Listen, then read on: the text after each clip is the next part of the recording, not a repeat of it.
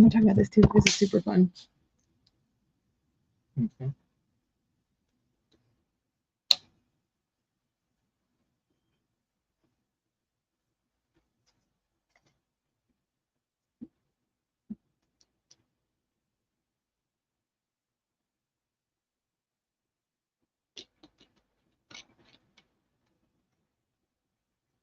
Have you glanced through Marion the Heretic at all? Nope.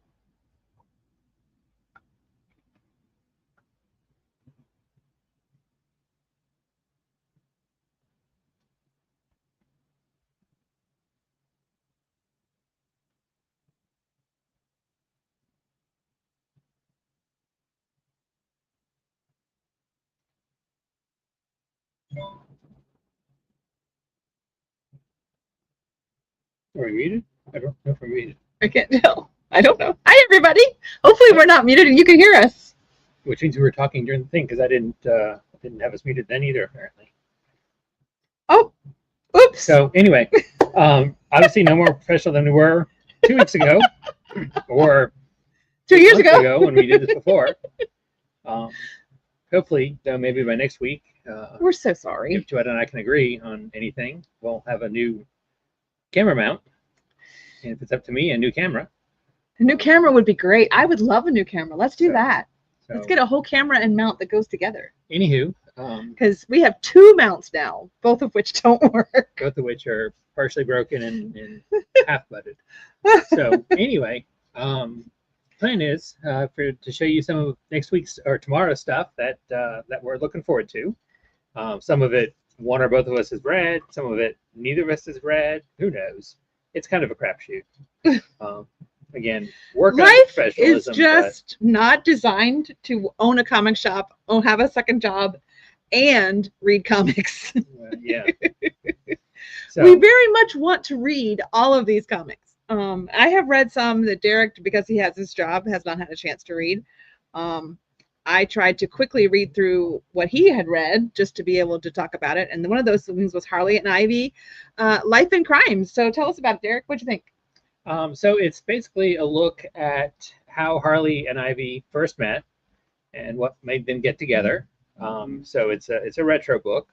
I'm a bit iffy on the artwork inside, to be honest. It's got gorgeous covers, mind you. This is a foil. You can't really see it. I'm gonna hold it up in my camera. I think you can see it in my camera. I can't tell what I'm. There we go. There you go. But I enjoyed it. It's like I said, it's a retro book. It takes place at the very beginning of Harley and Ivy's. Well, they're together now. It's just they're being sort of like they're being interviewed. It's a flashback. Yeah. Okay. Someone is asking them questions. We don't know who yet. So it's about them getting together and whatnot. It's during the time when the Joker, if you remember back. Wasn't Death in the Family, it was Death of the Family? What was it called? I don't know. Anyway, when the Joker was wearing a skin mask for some seriously bizarre reason, because he appears in this wearing that as well. Yeah. But anyway, what did you think? Not your thing, huh? I liked it. I did. I don't know enough about Harley and Ivy really to I didn't know what that Joker was. Oh. So that threw me a little bit when I knew it was Joker because she said Mr. J, but I didn't know the storyline behind that Joker, so that didn't really affect me, I guess, is the I don't know. I liked it. I liked the story. It was funny. It was totally Harley. Can't stay on subject. Can't stay. Very much so. Can't stay where she's in one train of thought. So that was kind of fun. Yeah, I liked it. I'm with you. The art inside. Although I want to show the one cover, the one where they're they show all the different. Or was that a cover? Is that a cover? Is that the regular? Yeah, it's the regular cover. Sorry. So I was very confused at first looking at Harley, trying to figure out what was going on. And then I realized that each stripe is like a different version of Harley and Ivy. Do you see them? Yeah, turn it to me so I can see. So because Harley is half classic Harley outfit and half fun Harley outfit, I guess. So I thought that was kind of cool. Yeah. So if you notice, like, let's see if I can. Oh, I left them wrong. If you notice, gotta come over here and block myself so I can't actually see it. Do it in yours. I'm trying to get Harley's head. If you notice Harley's head, one half is the dyed ponytail and one half is the Harlequin's hat, for lack of a better term. Yeah. So I thought that was cute. But I liked it. I think. And she says at one point, I was like, it's like I was living a double life. So it's kind of funny that they take the different, like they did with Wonder Woman when she got like sick, and they said she was insane because she was living all these different lives that she had lived all at the same time. But as it says, it's the definitive origin of DC's wildest love story. So it's cute. I enjoyed it, and it's light, it's fun, it's rompy, nothing heavy thinking or anything involved. But I enjoyed it. Okay, so let's go to the completely opposite end of the spectrum then. Very opposite. Because this is Batman Night Fight. Well, it's DCKO. Oh, DCKO, sorry. Night Fight.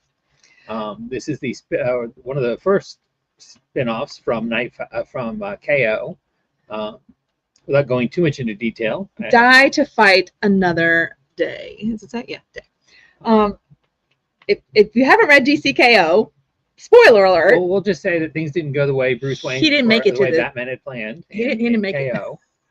So he got kicked out of the competition right away. But he had a little fail-safe. They were allowed to bring whatever they wanted, and he brought special armor. So it's not working the way he intended it to. It was supposed to take him back to regular DC universe, but instead it has taken him to a parallel universe, one in which the Robins rule the nest. Yeah, well, yeah. Dick Grayson is the new Batman. We don't find out until the end of the book what happened to Damian, Jason, and Tim. I will leave that. I don't want to give away any spoilers or anything. Right.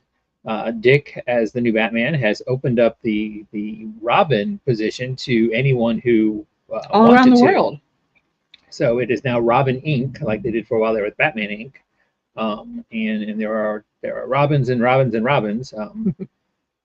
Barbara Gordon and some other folks are running the organization for that.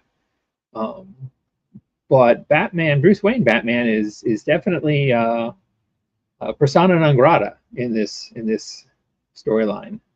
Yeah. Or in this issue. So basically through Night Fight, Bruce Wayne will fight different iterations of Batman. In this one, we meet what they call the Batman who fell, which is Bruce Wayne. We'll meet. There's something called the Batman of Tomorrow, I think it is, coming up, and some other stuff. I really enjoyed it. I thought it was a really good. Well, you remember when DCKO came out? I said they killed Batman right away. How could they do that? And then really just have to go all over this one. I said it didn't go the way he wanted. I already said spoilers. He didn't make it to KO. No. And I was very upset about that because I really thought Batman should be there out of all the heroes. So I like the way they've done this. Plus, if you look at the spread on the back of DCKO, there's a Joker mark over top of Batman's face. Like, ha. Oh, really? So he doesn't even get to be in the... What's that called? The thing that has a word, and my word is not coming to bracket. Thank you. In the brackets. So I really like the way they did this. This is not, although it may be, we don't know. What? This may be a part of the overall fight. Yeah, this may be one of the arenas. We don't know. Right. This could be what Batman was intended to fight all along. Yeah. And the cool thing about this is, even though it is a DC KO tie-in, you don't need to have read KO #1 if you just want to read a good Batman story. This is definitely so far a good Batman story. Yeah. A good what if Elseworlds Batman story. It's an alternate universe, so it's definitely. It gives you a brief. This is how we got where we are from KO #1. But then, like I said, that is pretty much it that you need to know. So everything you need to know is in here. I really enjoyed it, and I'm looking forward to the rest of it. Yeah, I liked it. All right, so the new publisher, Ignition Press. Press. Okay, thank you.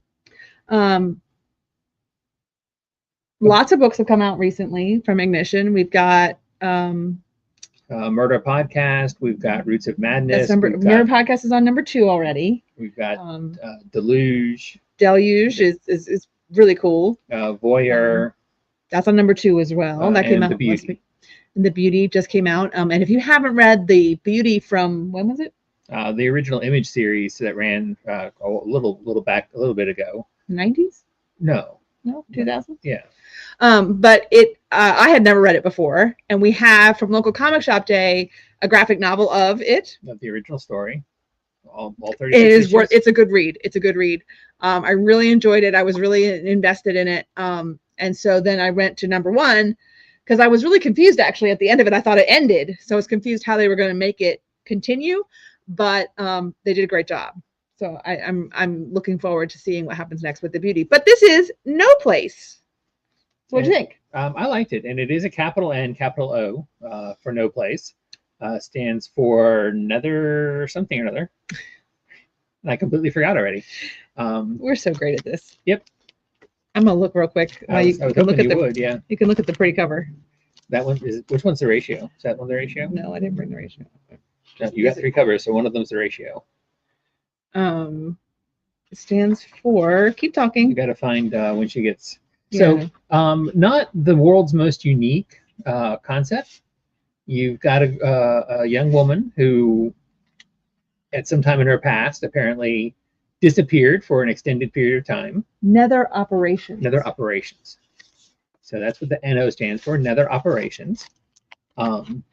She disappeared for an extended period of time, and when everyone thought she was kidnapped or whatever, when she came back, her story was that she had gone to a fantasy world of sorts, where she became the guardian and hero for that realm, and stories were told about her and all that there kind of stuff.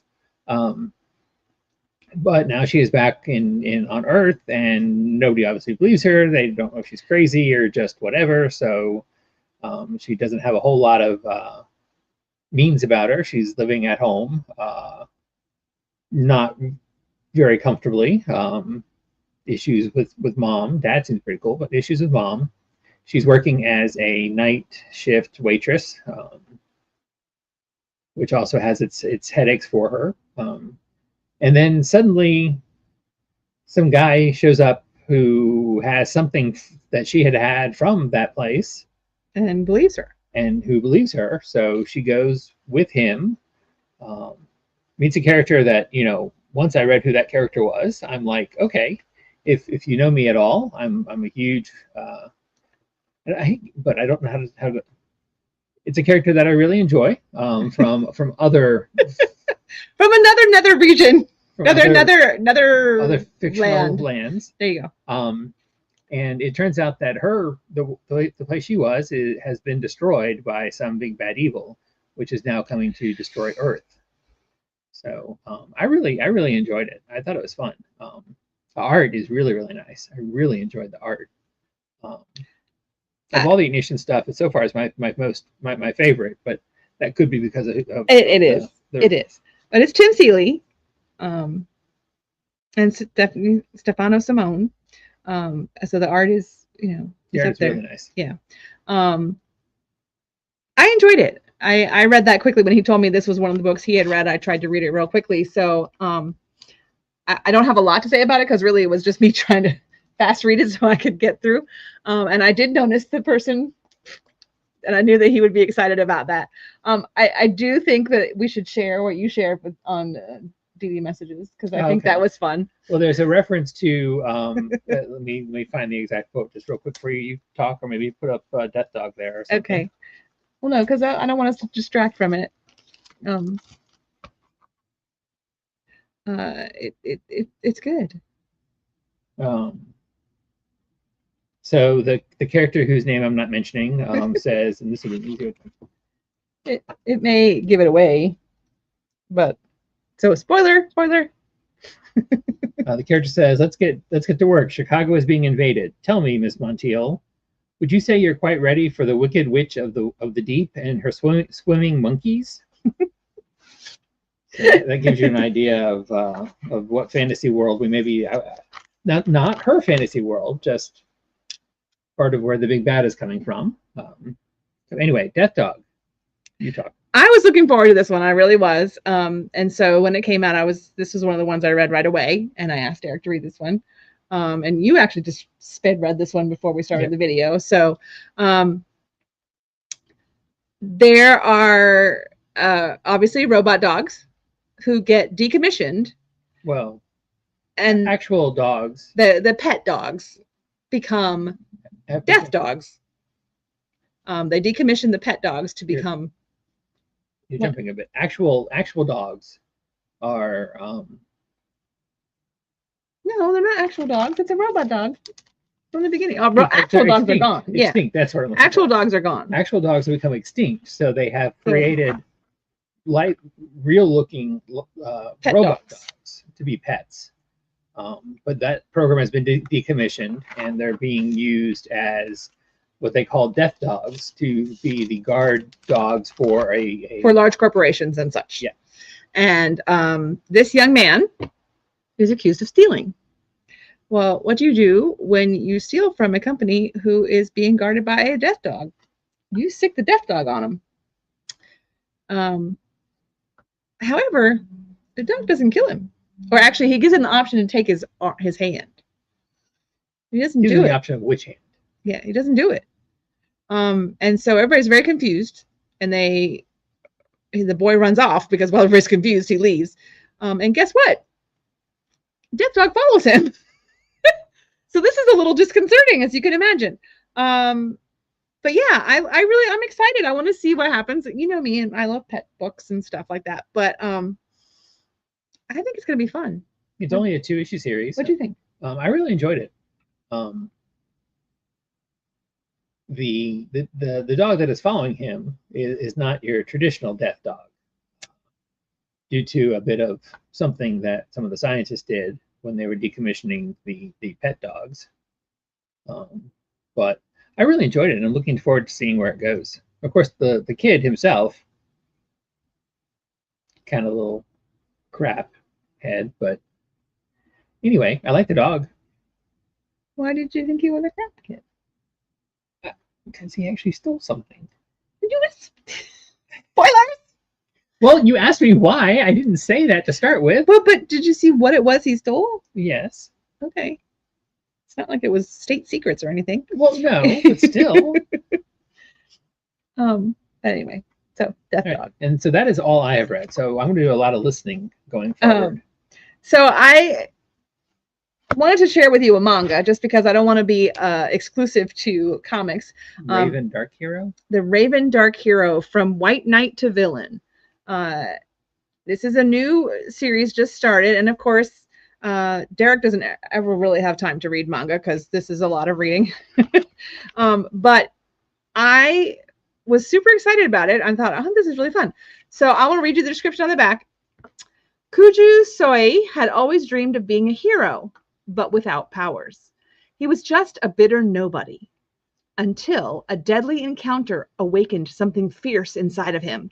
As he rises, he uncovers a dark truth. Those sworn to protect may be the real threat.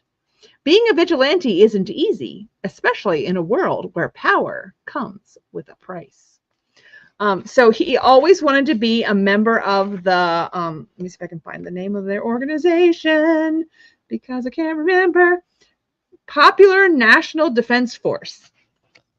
See, the Popular National Defense Force, since they have such a great name, is obviously not good. PNDF, Popular National Defense Force, PNDF. Obviously not good people, right? Because their name is so happy and fun. Yeah, really. The PNDF. But he had always wanted to be a part of them, and he actually always protected this one guy his classmate who turns out to have powers. And rubs it in his face that I have powers and you don't. Nice guy. Yeah. So turns out when he dies, because they said a deadly encounter, he dies, he's reborn with a power that apparently he can't find anything about, because this rebirth power has never been seen documented. So he has no idea what strength his power is. You know, of course they rank strengths and everything like that.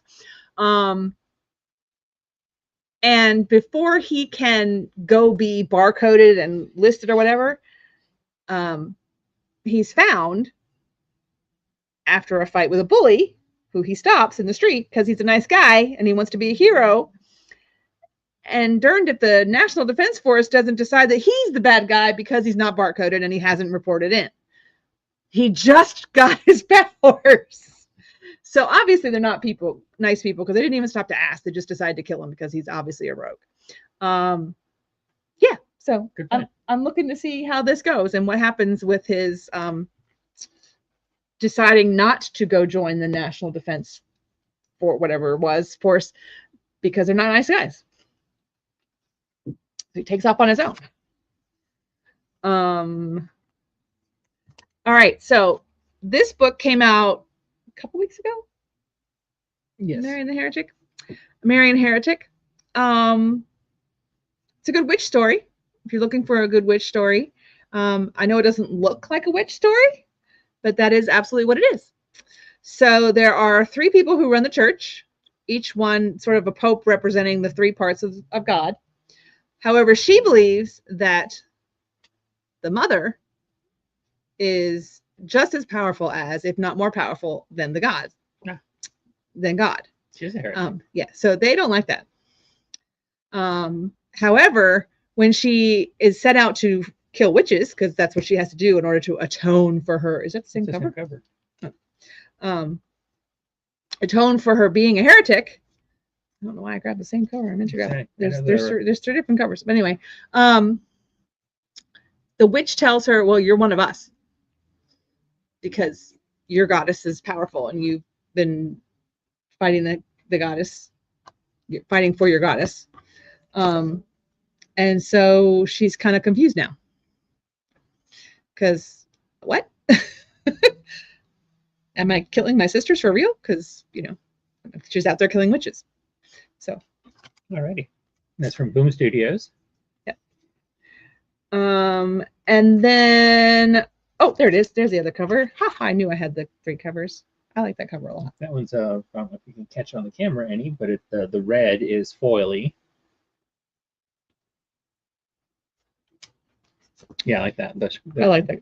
That's Jenny Prison, right? Prison, yeah. Yeah, I like that one. And then this is going to be up Derek's alley. I don't know why he hasn't read this one yet. No, I want to. You're right. It's number 2, but there's number 1. It's number 2 came out this week. Dawson's Creek. Gotham Academy, first year. Lots of teen angst and not much superheroing, is there? She's well, kind of sort of no. I'm not sure if she's supposed to be a bad guy, a anti-hero.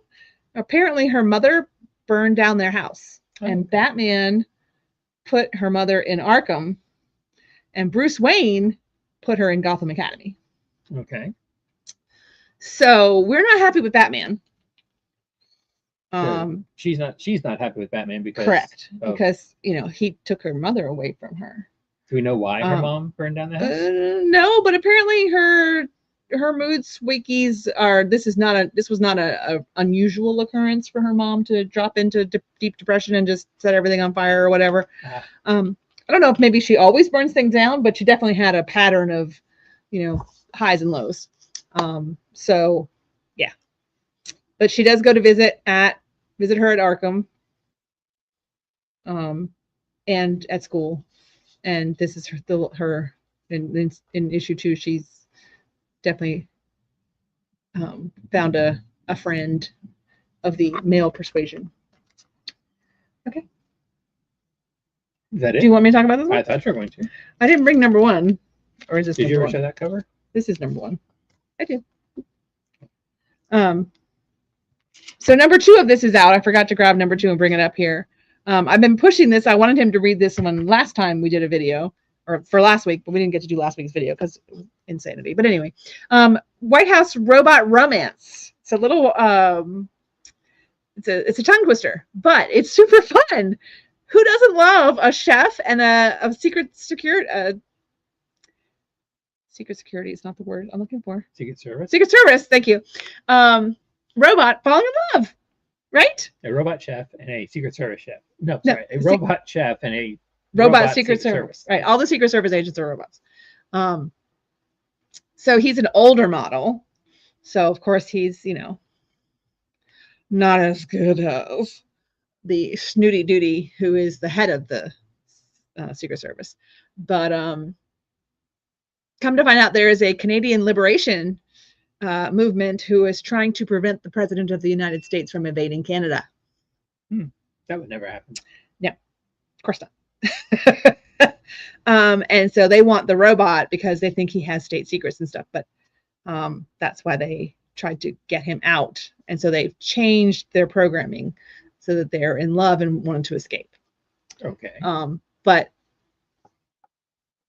the chef, whose name I can't remember right now, something one, says, but I always felt that way about you all along. It didn't just change all of a sudden. I've always thought you were important. So were they already in love and the programming just gave them the ability to recognize it? Or did the change in programming make them fall in love? This is the question. All righty. This is from Chip Zdarsky, who's written a bunch of really fun superhero stories and his own independent stuff. And this one's from Distillery. Yeah, from Distillery Media. So it's in their oversized format. But it is which one that I I'm like. hoping to read. I like the layout. There's a lot of action scenes, of course, because they're running away and fighting and stuff. So there's a lot of let me see if I can find a good fight scene.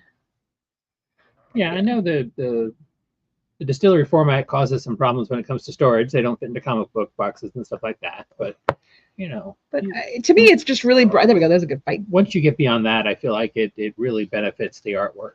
The artwork is typically done to use the bigger format. And I like the bright colors. To me, this is like a comic book colors. I don't know if that makes sense to you. Does it make sense? No, I know what you mean.